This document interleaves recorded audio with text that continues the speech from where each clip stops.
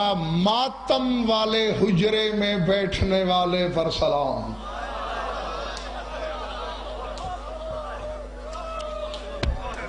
العظمت للہ۔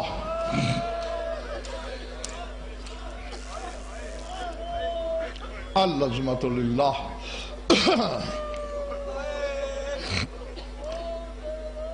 دو لفظ یہ پڑھے ہیں، دو اور ہیں اس کے آگے، اگر یہی سن لو تو شاید مجھے آگے پڑھنے کی ضرورت ہی پیش نہ آئے۔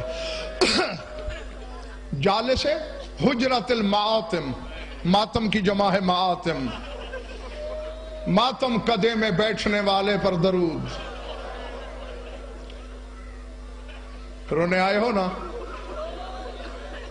یقیناً جس کو رونے آئے ہو وہ بھی تم میں ہے، اور آج اس کو رونے کے لیے پتہ نہیں کون کون آیا ہے،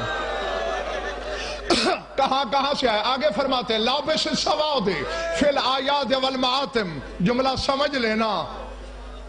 کہا عید کے دن کالے کپڑے پہننے والے پر سلام۔ اللہ اکبر۔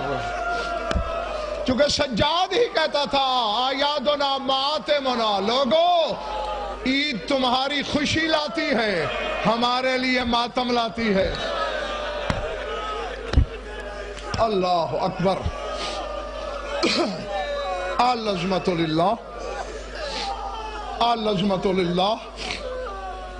اگلا فقرہ، یہ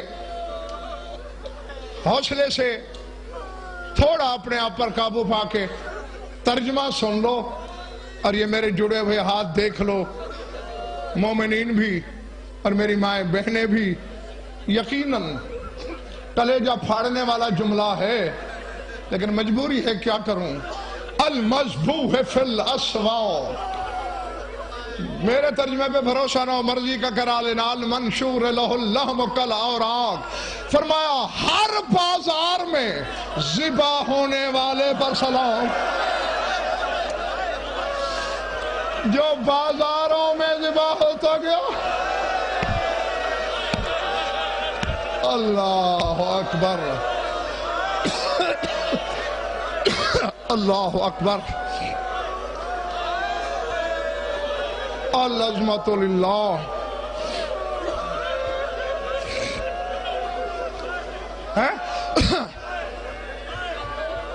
تم یہ برداشت نہیں کر سکے، پنڈی والوں اگلا جملہ اس سے کہیں زیادہ سخت ہے۔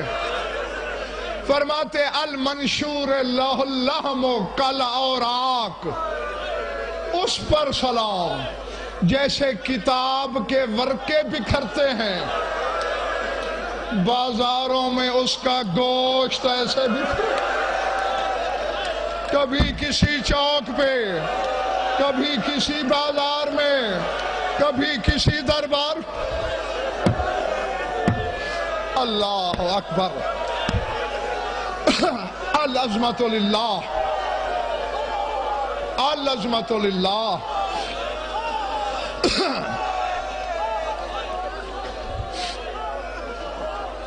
حوصلہ کر کے ایک فقرہ سنو گے مجھ سے۔ بانی عشرے کے بھی کاظمی سید ہیں، سرکار کاظم کی قید کا حوال سنا ہے نا؟ ہتھ گھڑیاں تھیں، بیڑیاں تھیں، توق تھا، یہی چیزیں سجاد کو بھی ملی، بس دونوں میں فرق یہ ہے، میرے مولا کاظم نے زندان میں پڑھی نمازیں، سجاد نے ان زیوروں کے ساتھ چلتے ہوئے پڑھی، بازاروں میں پڑھی، دربار۔ اللہ اکبر۔ اللہ اکبر۔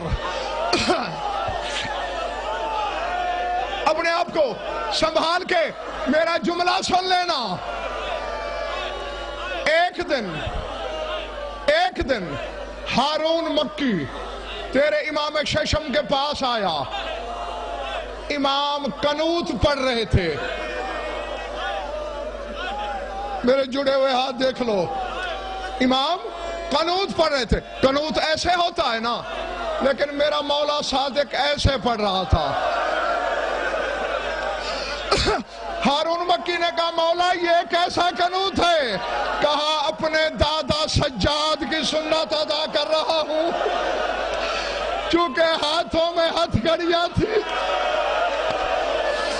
سجاد ہاتھ سیدھے کر نہیں سکتا تھا، کربلا سے شام تک الٹے ہاتھوں سے قنوت۔ کہا مالک تیرا دین بچ جائے۔ اللہ اکبر، اللہ اکبر، العظمت للہ۔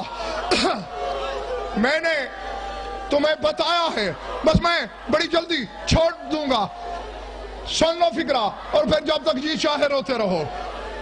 میں تمہیں یہ تو بتا چکا ہوں نا کہ چلتے ہوئے بھی نماز پڑھنا پڑتی تھی۔ آج تک میں نے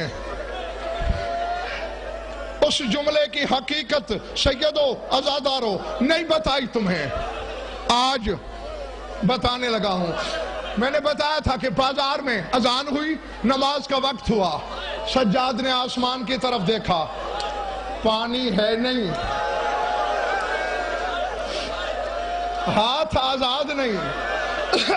تو نے ہمیں صاحب تطہیر بنایا، میرے مالک میرے ہاتھ اٹھ نہیں سکتے، بس جہاں تک اٹھ سکتے تھے اٹھائے، نماز شروع کی۔ چھتوں پہ عورتیں تھیں، جس کے ہاتھ میں پتھر تھا وہی رک گیا۔ ہیں؟ انہوں نے کیا کہا تھا؟ ایک فکرہ کہنے کی اجازت دیتے ہو؟ یہ علم میرے سامنے، ایسے بڑی گواہی کوئی نہیں۔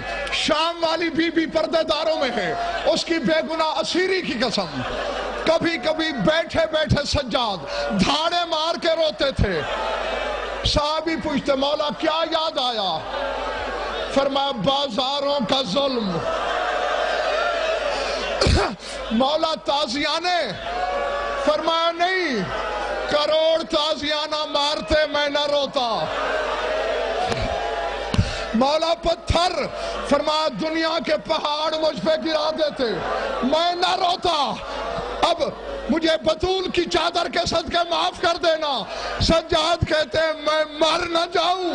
جب بازار میں ہم جاتے تھے، شمر حرامی کہتا یہ خارجی جا رہا ہے، مجھے ذبح کر دیتا، خارجی نہ کہتا۔ اللہ اکبر، اللہ اکبر۔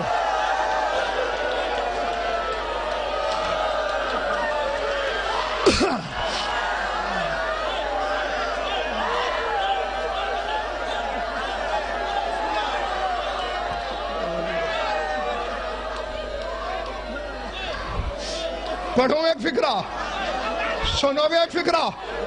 جو بیٹھ سکتے ہو بیٹھ جاؤ، جو نہیں بیٹھ سکتے وہ کھڑے کھڑے سن لو۔ نماز شروع کی سجاد نے، عورتوں کے ہاتھ رک گئے ہیں۔ شمر حرامی نے کیا کہا تھا؟ یہ تو زنجیروں کا نمازی ہے۔ شمر تازیانہ لے کے آیا، قافلہ چلاؤ۔ مقصد کیا تھا؟ اس کی نماز ٹوٹے۔ اب پہلے میں نے نہیں بتایا، آج بتا رہا ہوں۔ سجاد نے چلتے ہوئے رکوع کیا، پہلے میں نے یوں بتایا تھا، یوں نہیں، کیونکہ ہاتھ کڑیوں میں تھے۔ چل بھی رہا ہے، سبحان